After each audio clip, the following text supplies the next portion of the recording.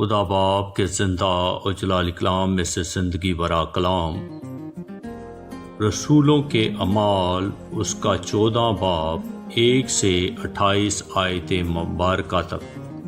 اور اکنیم میں ایسا ہوا کہ وہ ساتھ ساتھ یہودیوں کے عبادت خانے میں گئے اور ایسی تقریر کی کہ یہودیوں اور یونانیوں دونوں کی ایک بڑی جماعت ایمان لے آئی، مگر نافرمان یہودیوں نے غیر قوموں کے دلوں میں جوش پیدا کر کے ان کو بھائیوں کی طرف سے بدگمان کر دیا۔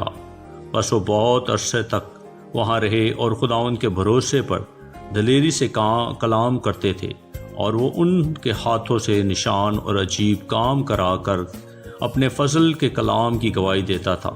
لیکن شہر کے لوگوں میں پھوٹ پڑ گئی، بعض یہودیوں کی طرف ہو گئے اور بعض رسولوں کی طرف۔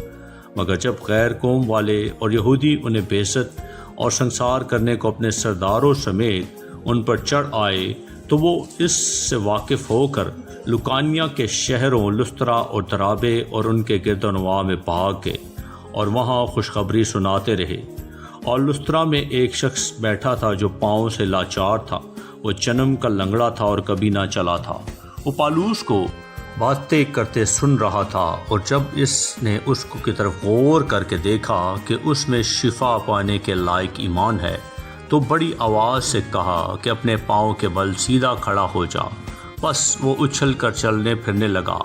لوگوں نے پالوس کا یہ کام دیکھ کر لکانیا کی زبان بولی میں بلند آواز سے کہا کہ آدمیوں کے صورت میں دیوتا اتر کر ہمارے پاس آئے ہیں۔ اور انہوں نے برناباس کو زیورس کہا اور پالوس کو ہرمس، اس لیے کہ یہ کلام کرنے میں سبقت رکھتا تھا، اور زیورس کے اس مندر کا پجاری جو ان کے شہر کے سامنے تھا بیل اور پھولوں کے ہار پھاٹک پر لا کر لوگوں کے ساتھ قربانی کرنا چاہتا تھا۔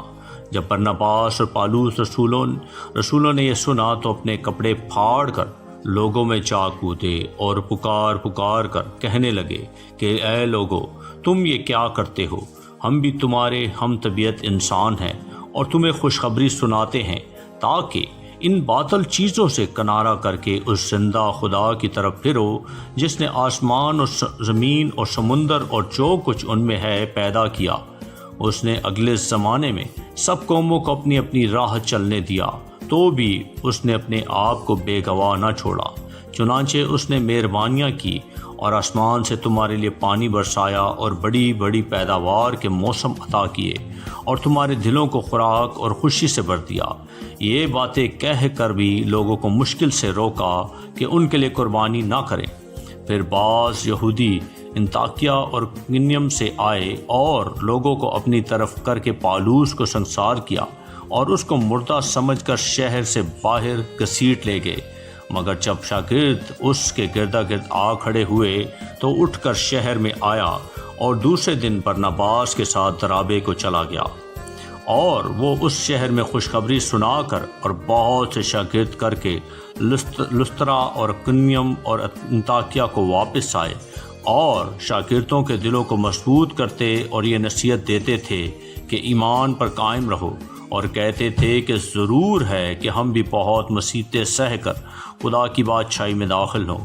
اور انہوں نے ہر ایک کلیسیا میں ان کے لیے بزرگوں کو مقرر کیا اور روزہ سے دعا کر کے انہیں خدا ان کے سپرد کیا جس پر وہ ایمان لائے تھے، اور پستیا میں سے ہوتے ہوئے پمفلیا میں پہنچے اور پرگا میں کلام سنا کر اتلیہ کو گئے، اور وہاں سے جہاز پر اس انطاکیہ میں آئے جہاں اس کام کے لیے جو انہوں نے اب پورا کیا خدا کے فضل کے سپرد کیے گئے تھے۔